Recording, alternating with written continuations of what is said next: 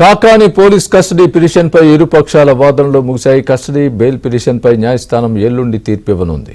కాకానిని కస్టడీకి తీసుకుంటే కేసులో పూర్తి వివరాలు తెలుస్తాయని డీఎస్పీ ఘట్టమనేని శ్రీనివాస్ తెలిపారు. ఇరుపక్షాల వాదనలు న్యాయమూర్తి విన్నారని, పోలీస్ కస్టడీ ఇస్తారనే నమ్మకం ఉందని డీఎస్పీ చెప్పారు.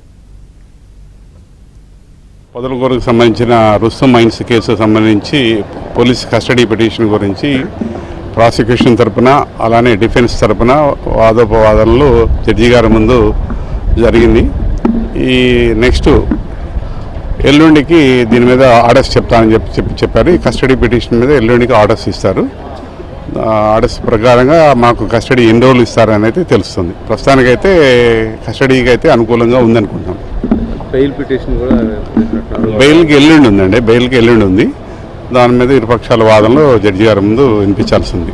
అంటే దీంట్లో ఇన్వెస్టిగేషన్లో మాకు కొన్ని ఆయన పాత్ర గురించి, ఆయన ఇన్వాల్వ్మెంట్ గురించి, అట్లానే కొంతమంది ఈ కేసులో సాక్షులు చెప్పిన దాన్ని బట్టి, కో-అక్యూజ్డ్ చెప్పిన దాన్ని బట్టి ఈ కేసులో ఆయన పాత్ర ఎంతవరకు ఉంది అనే దాని గురించి తేల్చాల్సి ఉంది. దానికోసం ఆయన ద్వారా ఈ ఇంట్రాగేషన్లో, ఆయన కస్టడీలో తీసుకున్న తర్వాత ఇంట్రాగేషన్లో ఆయన ఈ కేసులో ఇన్వాల్వ్మెంట్ అనేది ఎవిడెన్స్ కలెక్ట్ చేయడానికి కోసం అని చెప్పి కస్టడీకి అడిగాం.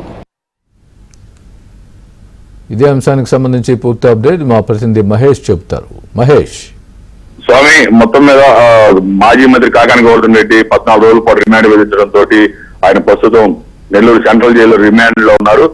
ఈ నేపథ్యంలో ఆయన తరపు న్యాయవాదులు ఆయనకు బెయిల్ కావాలంటూ ఈ రోజు 5వ అదనపు జిల్లా మెజిస్ట్రేట్ కోర్టులో బెయిల్ పిటిషన్ వేయడం జరిగింది.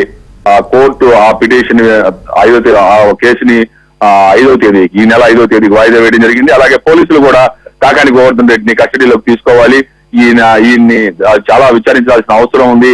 ఈ కేసులో ఇప్పటికే చాలా మంది దగ్గర నుంచి వాళ్ళు నిందితులు, అలాగే కొంతమంది వ్యక్తుల దగ్గర నుంచి కూడా సమాచారాన్ని సేకరించాము. వీటన్నిటిపైన కూడా కాకాని గోవర్ధన్ రెడ్డిని ప్రశ్నించాల్సిన అవసరం ఉందని చెప్పి కస్టడీకి కోరడం జరిగింది. ఆ కస్టడీ పిటిషన్ మీద దాదాపు 3.5 గంటల పాటు ప్రభుత్వ న్యాయవాదులు అలాగే కాకాని తరపు న్యాయవాదుల మధ్య వాదనలు జరిగాయి. మొత్తం మీద కోర్టు ఈ రోజు సాయంత్రం కానీ లేదా 5వ తేదీ కానీ తీర్పుని రిజర్వ్ చేయడం జరిగింది. మొత్తం వాదనలు తర్వాత తీర్పును మాత్రం రిజర్వ్ చేసి పెట్టారు. ఈ రోజు సాయంత్రం దాదాపుగా వచ్చే తీర్పు వెలువరించే అవకాశాలు ఉన్నట్లుగా న్యాయవాదులు చెప్పుకొస్తున్నారు. లేదంటే 5వ తేదీ అంటే రేపు ఎల్లుండి ఆ తీర్పుని ఇచ్చే అవకాశాలు ఉన్నాయి. మొత్తం మీద పోలీసు శాఖ అధికారులు, డిఎస్పీ ఘట్టమనేని శ్రీనివాస్ అలాగే మిగిలిన అధికారులు వీళ్ళంతా కూడా ఖచ్చితంగా కస్టడీకి ఇచ్చే అవకాశాలు ఉన్నాయనే ఒక ధీమాన్ని వ్యక్తం చేస్తున్నారు.